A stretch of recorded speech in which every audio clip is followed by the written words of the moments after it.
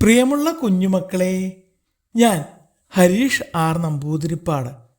അത്യാഗ്രഹം ആപത്താണ്. ഒരു കഥ കേൾക്കൂ. തീറ്റക്കൊതി. കുഞ്ഞാ, നീ ഈ കപ്പപ്പൂളും കടിച്ചുകൊണ്ട് നടന്നോ?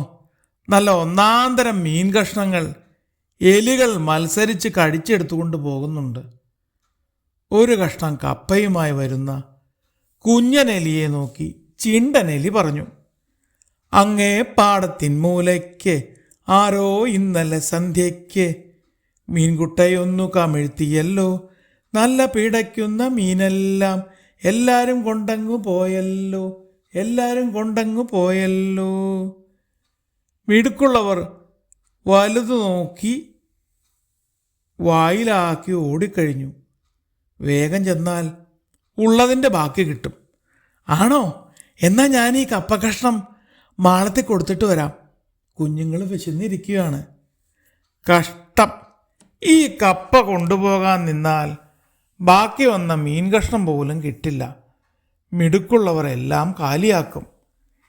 ചിണ്ടൻ്റെ വാക്കുകേട്ട് മനസ്സില്ലാ മനസ്സോടെ കപ്പക്കഷ്ണവും ഉപേക്ഷിച്ച് കുഞ്ഞൻ പുറപ്പെട്ടു. കുഞ്ഞൻ വലിച്ചെറിഞ്ഞ കപ്പക്കഷ്ണം ഒരു കാക്ക അപ്പോൾ തന്നെ കൊത്തിക്കൊണ്ടു പോവുകയും ചെയ്തു. ഓടിയും നടന്നും തളർന്ന് കുഞ്ഞൻ പാടത്തിന് സമീപത്ത് മാലിന്യം നിക്ഷേപിക്കുന്ന സ്ഥലത്തെത്തി. അവൻ നോക്കുമ്പോൾ അവസാനത്തെ മീൻതലയും കടിച്ചുകൊണ്ട് ഒരു പൂച്ച പാഞ്ഞു പോകുന്നത് കണ്ടു. പാവം കുഞ്ഞൻ അവിടമെല്ലാം മാന്തിയും മണത്തും നോക്കി. പൊടി പോലുമില്ല കണ്ടുപിടിക്കാൻ എന്ന അവസ്ഥയായിരുന്നു.